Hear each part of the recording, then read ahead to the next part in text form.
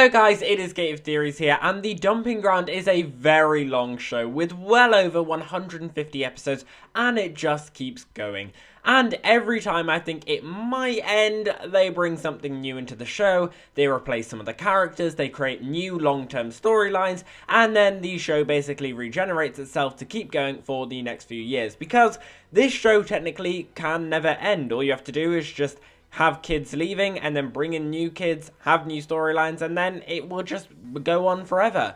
And The Dumping Ground has done this a lot, and I reckon we're beginning to enter and are basically seeing the phase of regeneration, which is going to shape what we will be seeing in the show for the next few years, that is, unless it ends. So today, we're going to be looking at whether this is true and what's hinting to The Dumping Ground entering a new era. But before we go any further, please make sure that you've clicked that red subscribe button down below and have your notifications turned on so that you get notified every time we make any brand new Dumping Ground videos.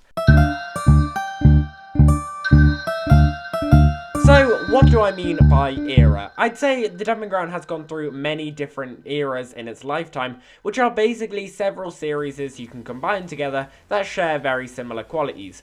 The other Tracy Beaker shows haven't tended to use this as much, mainly because they haven't gone on as long as The Dumping Ground has, but they're still there. The story of Tracy Beaker, in my opinion, had two eras. The first one being series 1 to 2, where Tracy is quite young, she's best friends with Ben, and the general vibe is that Tracy is just quite shouty.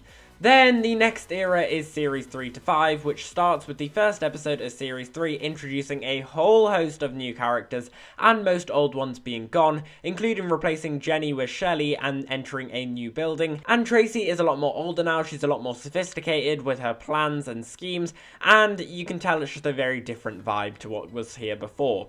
Tracy Beaker Returns is kind of just an era in itself, since it was only 3 series as long and didn't really have much differences between them, with most of the characters just staying the same. However, since The Dumping Ground is about to close its 9th series, it's no surprise it's had many eras throughout its time, so what have they been? And I'll also state this is just my way of thinking about them. Feel free to let me know what your thoughts of when the eras are down below in the comments. So, the first era was series 1 to 4, and I like to think of this as the closing of Tracy Beaker Returns era, because throughout these series, every character who has been in the beginning of series 1 of Tracy Beaker Returns, apart from Mike, leaves. Gina, Gus, Frank, Johnny, T, Carmen, Harry, and so on. And then the characters who joined later in Tracy Beaker Returns also begin leaving, like Rick and Elektra, for example. Of course, not everyone leaves like Jodie and Tyler, but the majority do. And with this, you get some of the early Dumping Ground characters coming in to replace the Tracy Beaker ones who are leaving, like Faith, Floss, Mo, and Bailey.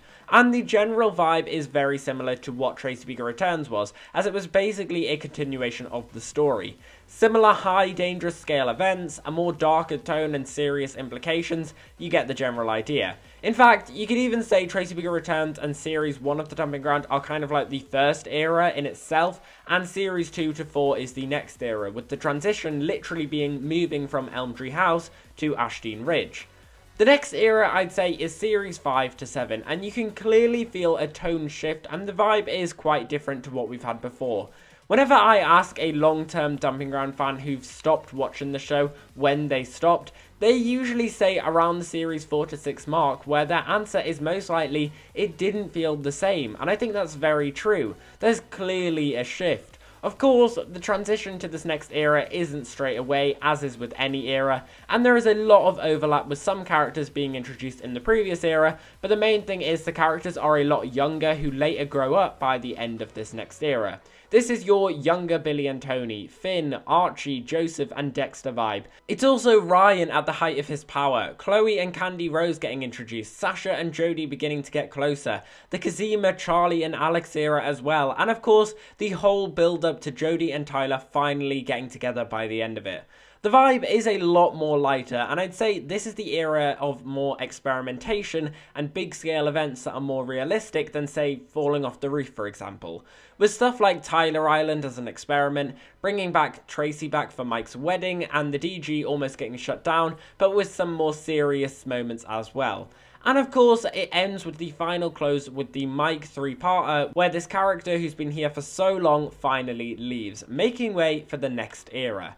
And this next era is the one we're currently in, and I'm going to say it's most likely going to end by Series 10, as they're usually only 3 to 4 series long.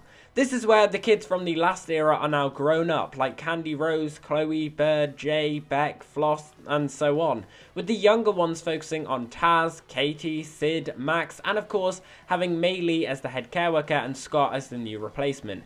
The vibe in this current era is definitely the most different to any of the earlier eras, and that's why if you watch an episode now and compare it to a series in the first era, it will look and feel strikingly different. It's a lot more playful, melodramatic, and light, with much less serious moments, which personally I'm not really a fan of, so I'm hoping the next era changes things, because this era started with Series 8, which was just awful. But what's to say the show is beginning to transition into this next era? Well, it's because just in Series 9 alone, we've already replaced a lot of the main leads, and I'm expecting more to come. Chloe and Sasha have both gone, and I made a video on how Jodie might be leaving at the end of Series 9, and if not, definitely in Series 10. And if you want to check that video out for yourself, there will be a link down below in the description, or you can go and click the card somewhere up there. And I wouldn't be surprised if within the next few episodes of Series 9 and 10, Bird, Jay, Candy Rose, maybe even Beck and Floss might be leaving as well. Plus, the show is bringing in a whole host of new characters. Clem, Ruby, Kyle, we've already gotten Bonnie confirmed for Series 10, and there's others in the works as well. And let's not forget, Murphy is the literal representation of passing on to the next era, with Sasha leaving and Murphy coming in to make sure there's still a bellman around.